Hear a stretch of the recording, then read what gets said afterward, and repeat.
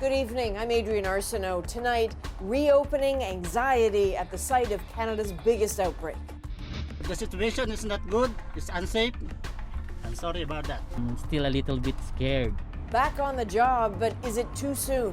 Why some workers say they still don't feel safe at this meatpacking plant. I'm Andrew Chang. Also tonight, lifting COVID closures. From hair salons to patios to the eye doctor. Everybody's a bit anxious. What the new normal looks like as provinces start to reopen. New details about the moments before that Canadian military helicopter crashed into the Mediterranean. The Nova Scotia woman who beat COVID at 100 years old. Even if you're diagnosed, even if a loved one's diagnosed, there's hope. Don't count anyone out.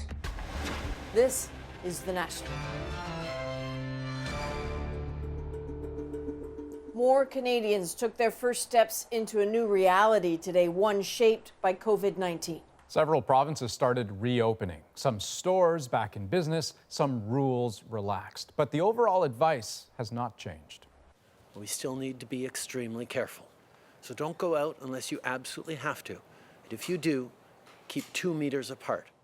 What's now open depends on where you live. And to put it simply, it's all an experiment. Everyone is watching to see what this does to case numbers. And make no mistake, there is concern. It's all happening too fast. Tonight, we take a tour across Canada to hear the reaction, the worries, and how this virus could reshape our communities.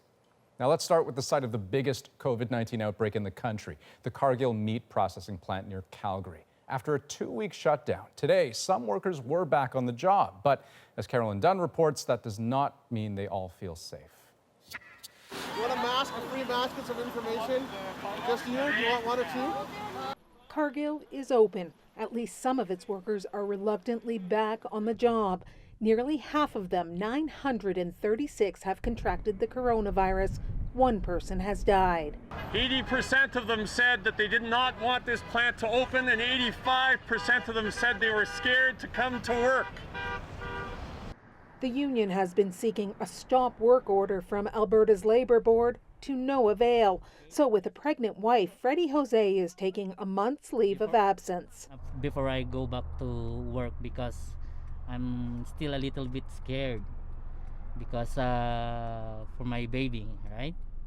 Cargill says working with provincial labor and health authorities, it has increased the safety at the plant. They've always trusted us, and we're just asking them to trust us now. We're working really, really hard to keep our employees safe. We don't have a playbook for this. We wish we did. This is something that we're learning from. But skepticism among returning employees is high. But I want to see the situation. If the situation is not good, it's unsafe, I'm sorry about that. Many of those who are returning are concerned history will repeat itself. Workers had sounded the alarm about unsafe conditions and felt pressure to work anyway. The plant closed temporarily after the death of Hip Wee. Today, her husband publicly mourned his loss through an interpreter. I am so sad, up to the point that I'm speechless, because I know that I will not see my wife anymore. Nan Nguyen says Cargill has not offered its condolences, but he hopes as employees go back to work, Cargill can control the spread of the virus so there won't be any more victims like his wife. Carolyn Dunn, CBC News, High River, Alberta. Under Manitoba's reopening plan, everything from patios to hair salons were allowed to open with new restrictions. But as Kevin McIntosh shows us, just because they could doesn't mean they did. The shop is finally back open, but the door is locked. This is what reopening looks like for Jeremy Regan. The longer we are away, the less likely this place stays. Unfortunately for a small business, cash flow is everything. With limited staff, he's just covering the bills. Working under stringent conditions, everyone wears a mask. Clients can't even wait inside. I think people are so damn desperate to get a haircut that they're willing to almost do anything to be able to come. While Manitoba's reopening is wide-ranging, its practicality is limited by physical distancing rules, as most places restrict access and hours. You're getting served on a patio in Winnipeg. There's your special. Example, For now, restaurants can only open patios. That is the red line from Toll. Good enough for Kathy Teetart. I'm happy that things are opening up. I'm just hoping that people will be compliant and follow the rules so that we don't have to take that step back again. And that, warns the province, is a possibility. It needs to be noted that this is not a return to normal, that this is a gradual and cautious reopening of the economy. But many businesses say they just aren't ready. Masks and gloves are in short supply. Some don't feel safe. None of us have enough equipment to go around right now. It's kind of insane. So no, not normal times. But with apprehension, there's also pent-up demand. I don't think I have any openings for the next probably 4 weeks right now. Now, should this all work and the infection rate remains low, Manitoba could lift even more restrictions by the end of the month. Cameron McIntosh, CBC News, Winnipeg. Now, next door in Saskatchewan, people can now access some medical services like the dentist or physiotherapist. Here's Bonnie Allen with what those providers are doing to keep their clients and themselves safe. All right, come on in. We're going to have you go directly to the counter. There's some hand sanitizer. Sandy Lucician is the first patient through the door at this optometrist office. Thank you. She was screened over the phone ahead of time. They were very professional, asked me if I had a mask that I could wear, and I didn't really have any concerns about coming. Patients are trying to book appointments, but this eye care center will only see half as many people and space them out.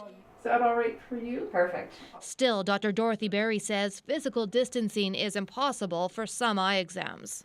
You do the very best you can, you mitigate every risk you can, and you get your butt working, and that's the way to go. You have to get on with it. Getting on with it includes a bunch of new rules. If the client uses a washroom, they have to inform the front desk staff so that washroom can be disinfected immediately after.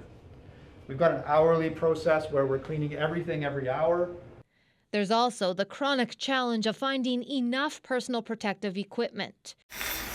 Some dentists did not open today because they could not procure enough N95 respirators for emergency procedures that could put them at risk. Everybody's a bit anxious. Where are you headed? A spike in cases in the north means two communities, Lloydminster and La Loche, did not get to reopen any businesses. Saskatchewan reported 34 new cases today, its highest number in a single day, almost all of them in the north. Travel restrictions and highway checkpoints are trying to stop the spread. Bonnie Allen, CBC News, Regina. And underscoring just how fluid provincial reopening plans are right now, a major part of Quebec's plan was pushed back today. Some retail stores in the Greater Montreal area were scheduled to open next Monday, but that has now been delayed by another week to the 18th over concerns there are still too many new COVID cases there. Montreal is now turning some city buses into mobile testing clinics to target hard-hit areas. There are outbreaks in the north and east ends. And Ontario approved some businesses to reopen today, including garden centres and nurseries, which have a very short window in which to make money. Jacqueline Hansen explains how tough restrictions are forcing some growers to throw their efforts away. Tens of thousands of dollars worth of plants and months of work. Now, garbage. Every day that this goes on, we get farther and farther behind. More and more of our crops start spoiling because we can't get it to our customer. Thomas Elkema sells all his plants to garden centers. These aren't close to spoiling yet. But he says they're only buying a small fraction because the capacity for curbside sales is limited. At this rate, we won't be able to sell even close to half of our product. If we're forced to be curbside, we're going to go out of business. Rules for garden centers in Ontario amid COVID-19 haven't been clear-cut. As of today, curbside pickup and delivery are allowed, but some were already doing it. And some grocery stores have gone a step further. Loblaw garden centers are open to the public with physical distancing measures in place, similar to their main stores. This Ottawa nursery says that's unfair. As you see, the 17-acre people spaced out. There is more space here than a garden center in a parking lot. I thought it was unfair too. The reason some of the big box stores were able to open up, they had pharmacies and food in it. The Premier says there will be good news coming for the sector later this week, but more than a week ago, he said the same thing. Many of these businesses have been scaling up and getting ready to open garden centers on hearing that good news was coming for them. More delays could end up costing the sector hundreds of millions of dollars in lost sales. Nearly every other province in the country is enabling garden centers to be fully operational right now. Ontario's the lone standout. Still going to go bad by the end of the week. For now, Elkema will try to sell what little he can and hope for better news. We have a plan in place. We could jump on this tomorrow if we were allowed to. Ready to ship whatever's left. Jacqueline Hansen, CBC News, Toronto. The Canadian airline industry is also struggling. With its fleet largely grounded, Air Canada is hemorrhaging money. Today, the Prime Minister suggested help is coming, but no real details. We need to continue to have a strong airline sector once this is all done. So, of course, we're looking very carefully at how to support industries like that are so important to Canada and to Canadians. Air Canada announced today it lost $1 billion in the first quarter. To compare, this time last year, it posted a profit of $345 million. And as the company looks for efficiencies, it's also adjusting to fly in the age of COVID-19. Passengers will be subject to mandatory pre-flight temperature checks and must sit at least one seat apart until the end of June at the earliest. Physical distancing was also in effect as the U.S. Senate returned to work today. That came as more states started easing restrictions. And as Paul Hunter explains, that led to a dramatic prediction about the number of pandemic deaths. As America now increasingly reopens, so too its political epicenter. Today on Capitol Hill, now complete with physical distancing markers, the U.S. Senate returned to work, as Republican Senate Leader Mitch McConnell put it. The essential workers that we are. Members of the House of Representatives have not returned, still too risky, they were advised.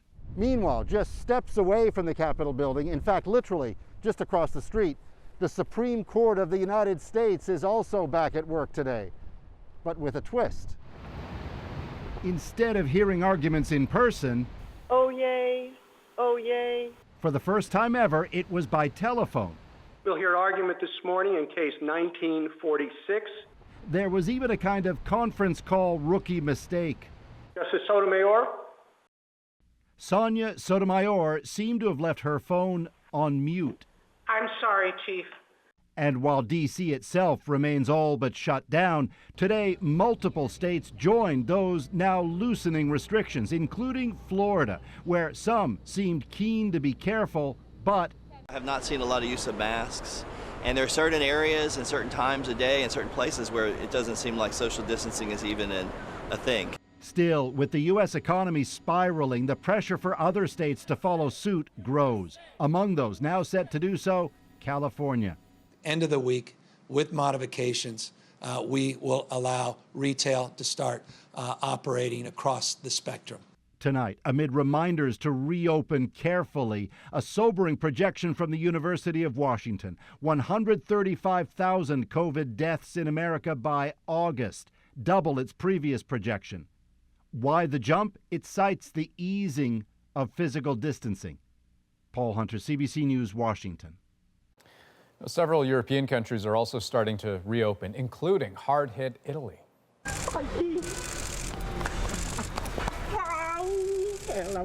After 9 long weeks of lockdown, these grandparents were able to reunite with their granddaughter.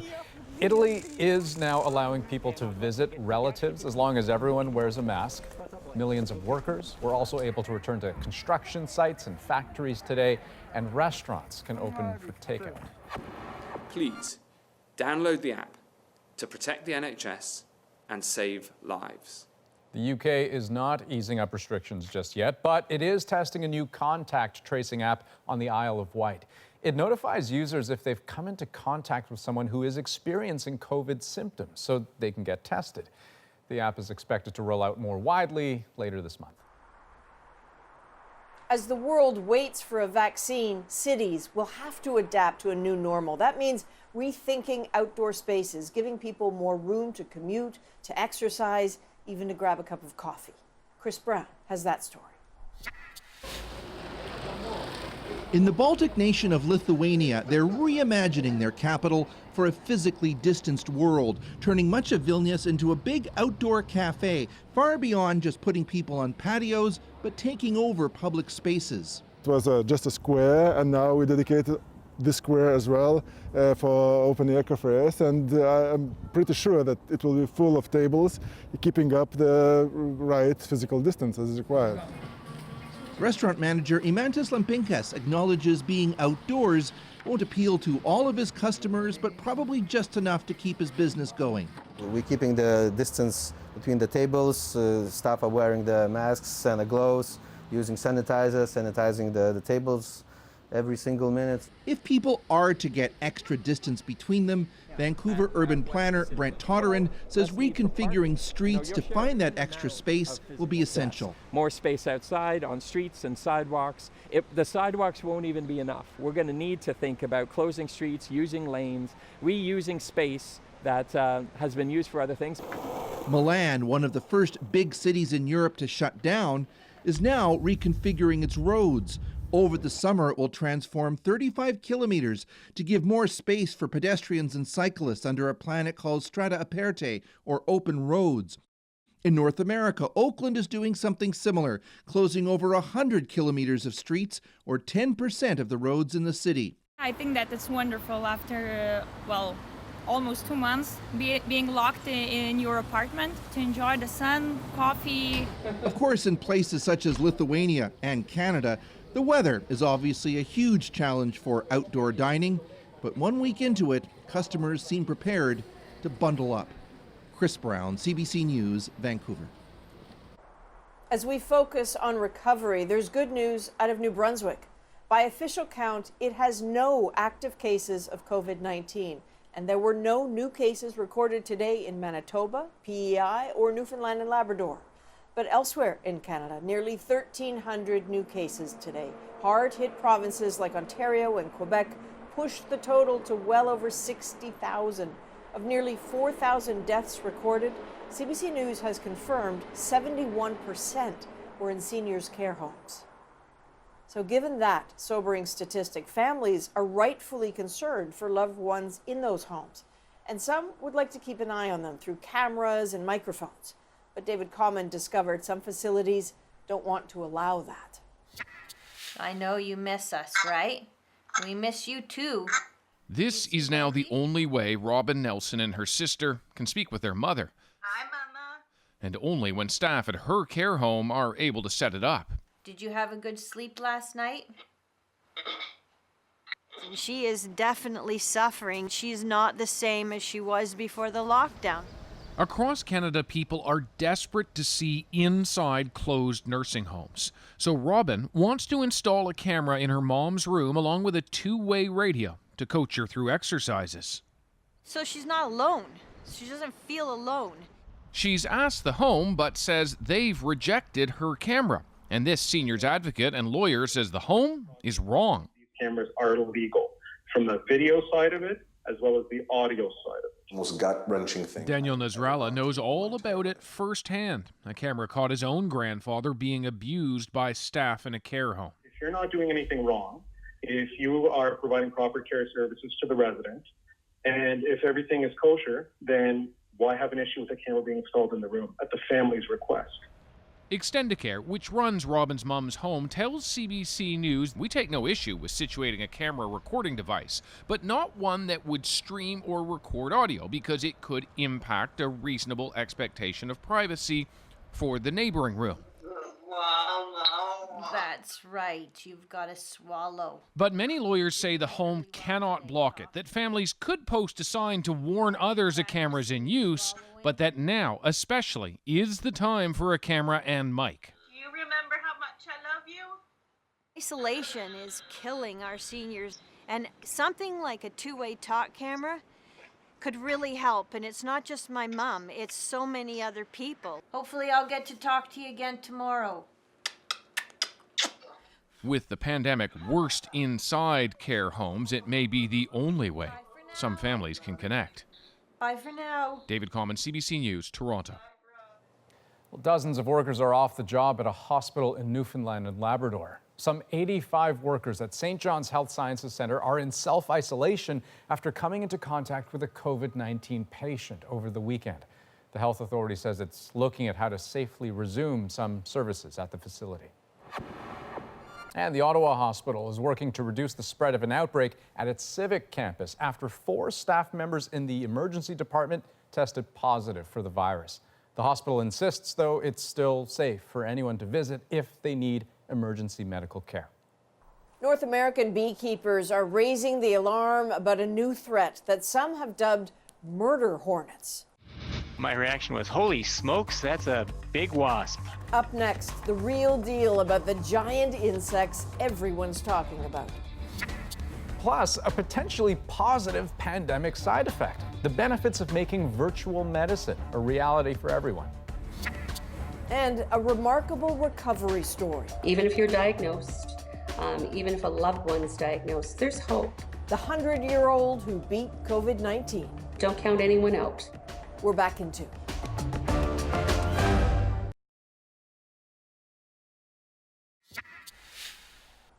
Welcome back.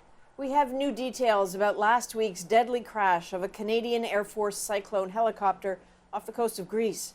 Here's Murray Brewster with what we know now about the moments before its tragic descent. It must have been a horrifying moment. Crew members gathered on the flight deck of HMCS Fredericton, and a training flight coming to a sudden, violent end in plain sight.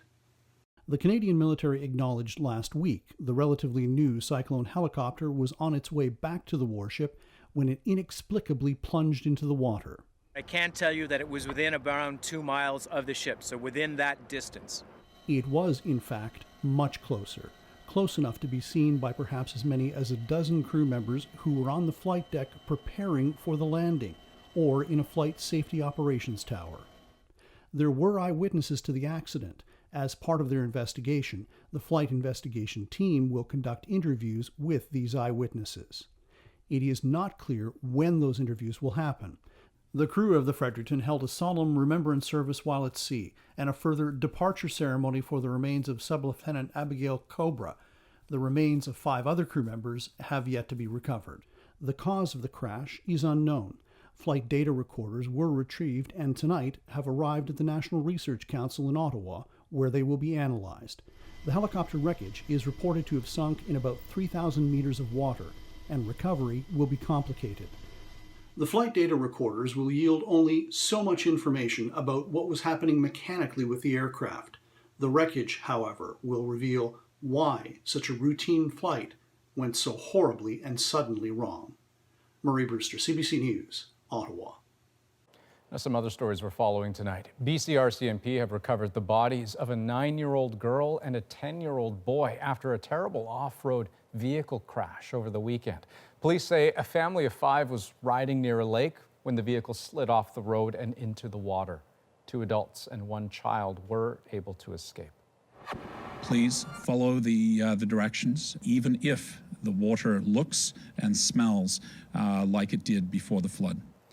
And Fort McMurray will be under a boil water advisory for several months. Officials say last week's flood caused the river to mix with drinking water, leaving behind a dirty film in nearly 400 kilometers of pipes that now have to be flushed and disinfected. An insect with the nickname murder hornet is making its presence known on the West Coast. Spotted in BC last year and now Washington State, it is a real threat to bees. But as the CBC's Greg Rasmussen tells us, in rare cases, its stings can be fatal for people, too. It's one scary bug.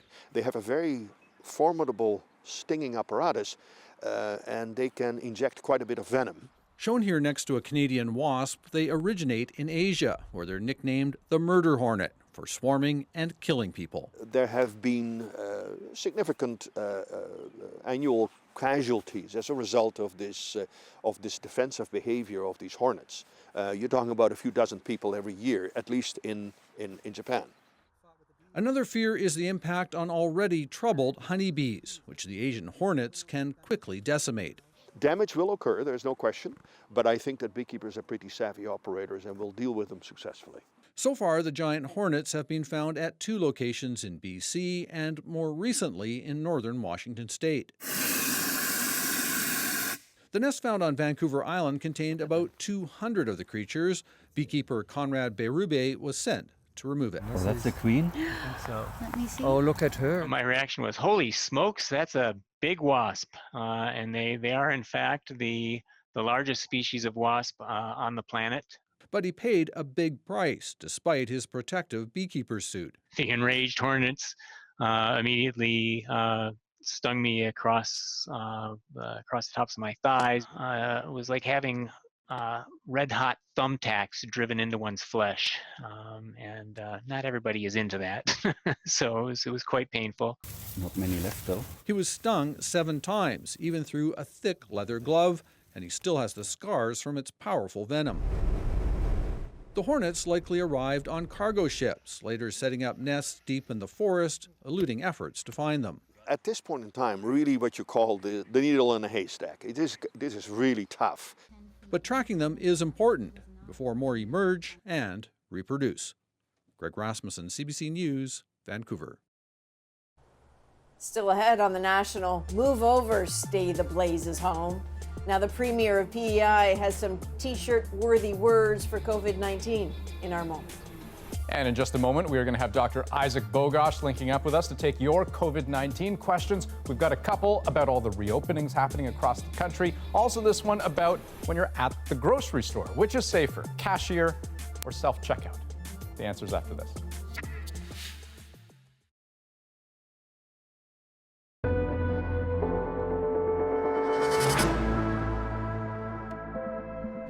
Welcome back. Time for your COVID-19 questions. With parts of the country slowly reopening, your questions keep coming in. So joining me tonight to help answer them, infectious diseases specialist Dr. Isaac Bogosh.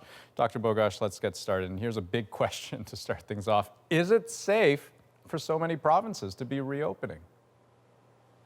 Yeah, I think it is. It just has to be done carefully and, of course, at the right time. And we know certain provinces are farther along than others. Just for example, New Brunswick is much farther along than many other places. And I think in many places that are farther along, it is safe to reopen. It just has to be done in a very careful, slow, gradual manner. And any place that's reopening, I think people have to be aware that you might move 1 or 2 steps forward, but if there's an unacceptably high number of new cases, you might take a couple of steps backwards as well. Right, and that takes us to the second question. Will there be a second lockdown? Yeah, a lot of that is completely dependent on us. And if we really adhere to the physical distancing measures in this new normal, as we gradually shift that dial or that dimmer switch towards fewer and fewer public health restrictions, if we are still able to maintain physical distancing and practice good hand hygiene, we will hopefully be able to avoid a second lockdown. But if people are clustering together, and if we see, pockets of infection and these pockets start spreading to other places, yeah, we might see a second lockdown. I think we all have to be mindful that that is a very real possibility. But so in terms of adjusting to the new normal, here's another question that came in. At the grocery store, which is safer, cashier or self-checkout? And that's sort of an interesting question, right? Because one option, I suppose you're coming into closer proximity with people. The other one, you're using a high-touch device.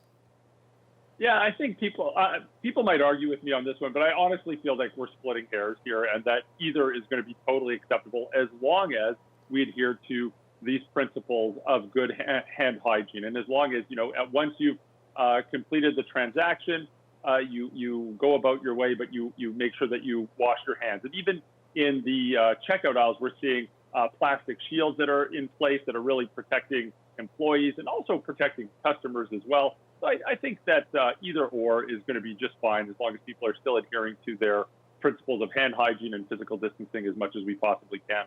All right, good questions, good answers. Dr. Bogosh, thanks again. Have a good one. And so, as we've mentioned, we will be asking your questions about COVID-19 as often as we possibly can, so keep sending them in. You can message us directly on Instagram at CBC The National or send us an email at covid@cbc.ca, and just be sure to put The National in the subject line. The pandemic has forced many of us to shift our life and work online.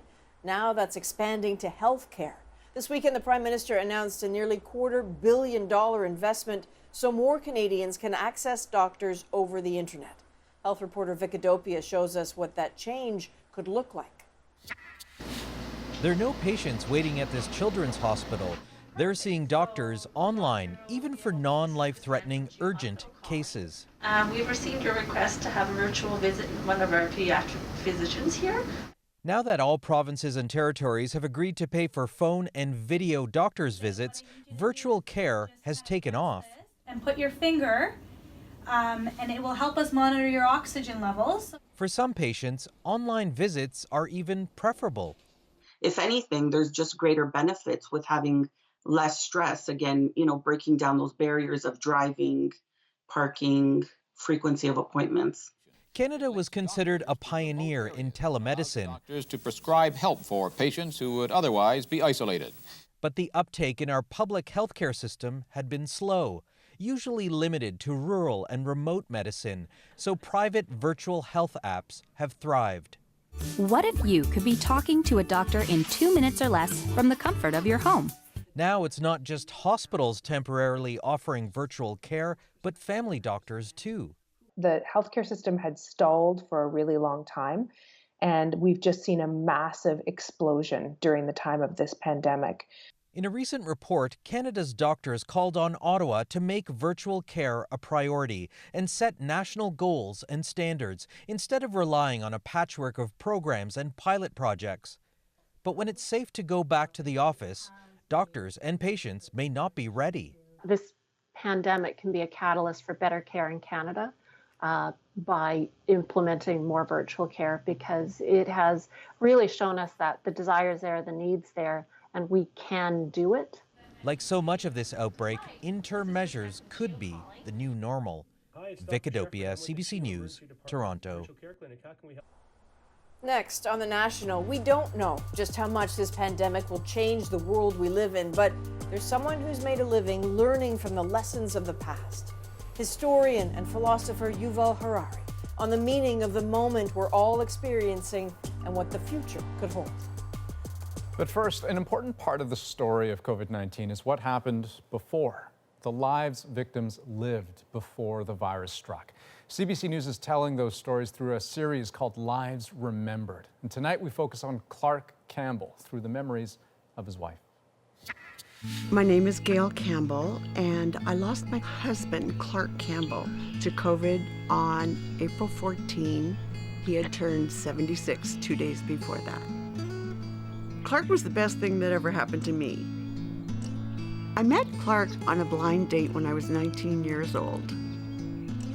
He was a civil engineer, but his first love next to his family and any dog was woodworking, being at the cottage, loved to fish in the lake every day and caught nothing usually. And then one day he caught the biggest fish I ever saw in my life.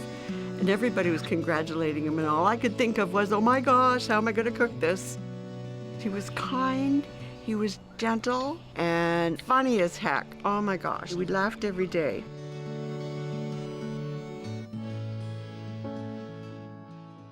The disease he has is limbic encephalitis, and Clark had been having a lot of trouble with his spine. The idea of surgery was tricky. On March the 2nd, they were able to do the surgery. It was very successful. He'd been in the hospital several weeks, and the doctor told me Clark had COVID-19 and would not be coming home. If I could have been with Clark at the very end, I would have said that I am truly blessed that he chose me, and we had a wonderful life with our family, and we had joy, and that I heard very clearly the last statement when he was able to talk.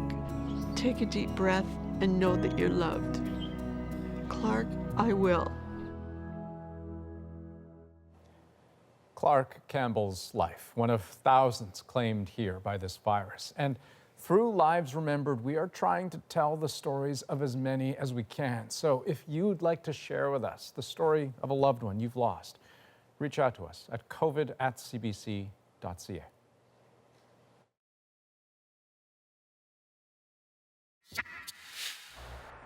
This pandemic no longer feels new. The world has been wrestling with it long enough now that patterns are starting to appear. Ones that may offer clues to how we're changing, and the news might not be all bad. Famed Israeli philosopher Yuval Harari, long a student of human behavior, says what he sees in us all now impresses him a bit, and we have more choice in our future than we might realize.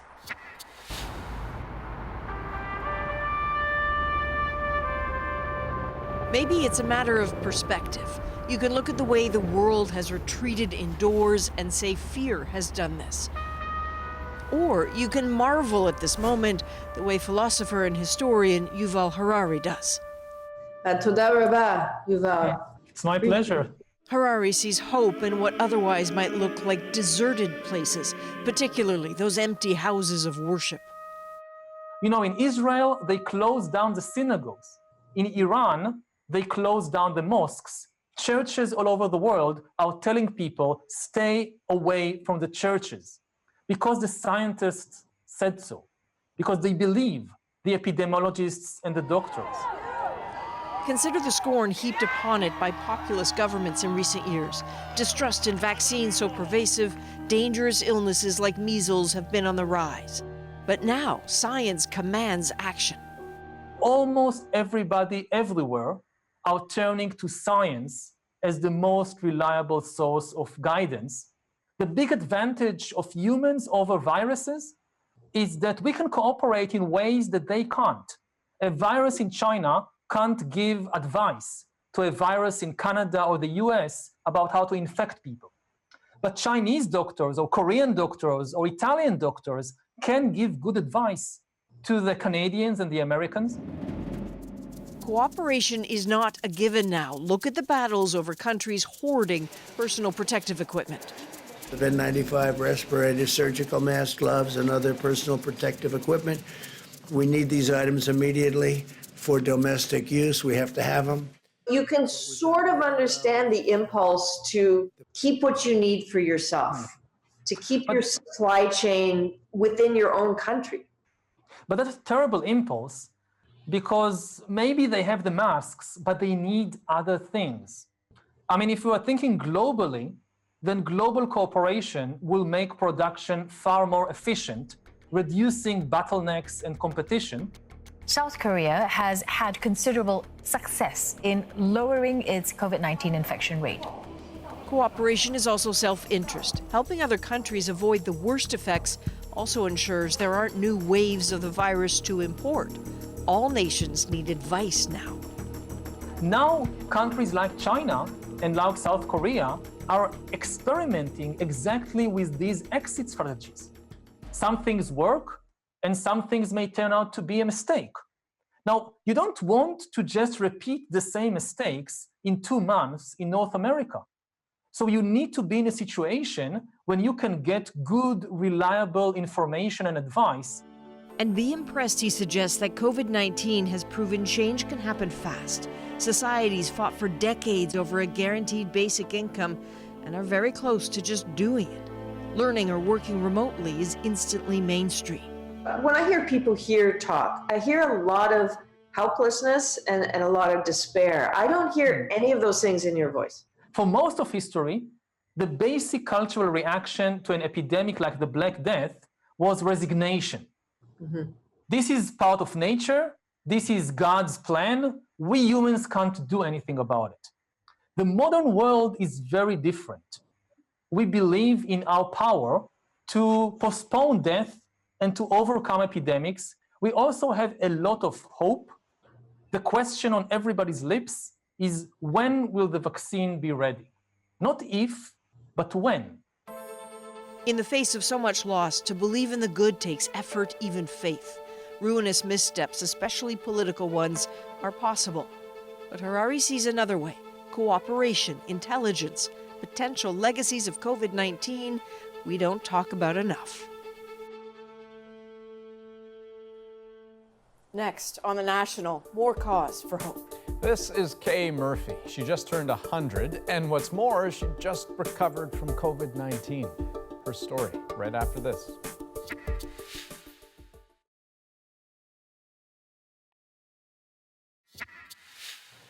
In the midst of a deadly and frightening pandemic, this is the face of hope.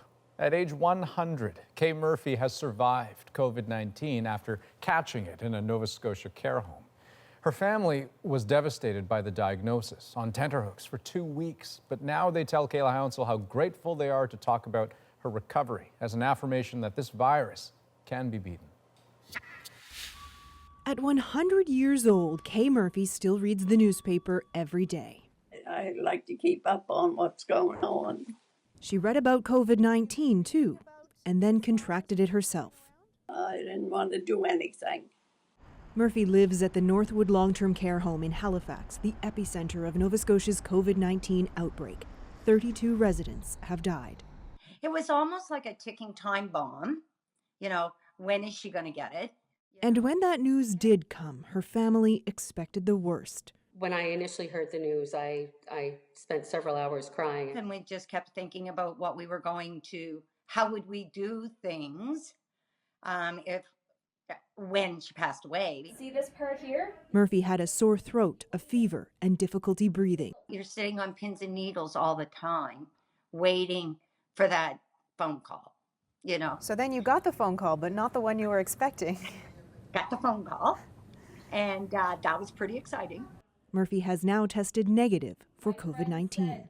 The nurses said that her lungs are better than half the staff that work there. She's just completely recovered. Her family is sharing their happy ending because they think Nova Scotians need some good news.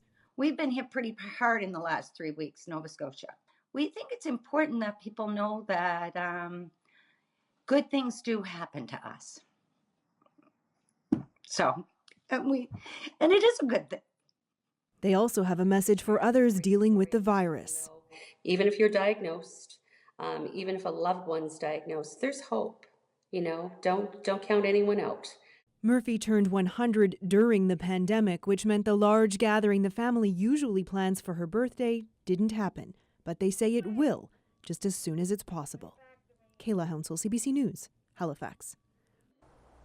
That's fantastic. The moment is next. The Premier of PEI's new, very relatable COVID catchphrase. But first, our latest COVID-19 how-to guide. We know a lot about how you can get sick from secondhand smoke, but if you're close enough to breathe it in, could the coronavirus sneak in too? I wouldn't rule it out. I certainly wouldn't rule it out. The problem is this. We know this virus is spread primarily through droplets, and so when you sneeze, for example, they plume out, a bit like cigarette smoke actually, before those droplets fall. If you're close enough to be inhaling someone's secondhand smoke, you may be close enough for this to be transmitted. Certainly you're within that 2-meter radius, which is not where we should be. So how about if you're farther away, but you can still smell the smoke? Well, experts say you're probably safe. That's because smoke particles are small and light. That's why they waft about. Viruses in droplet form are heavy. So a virus, a droplet hitching a ride on smoke is a bit like an elephant hitching a ride on a balloon. And in any case, as with smoke exposure generally, the smaller and shorter it is, the less risk to you.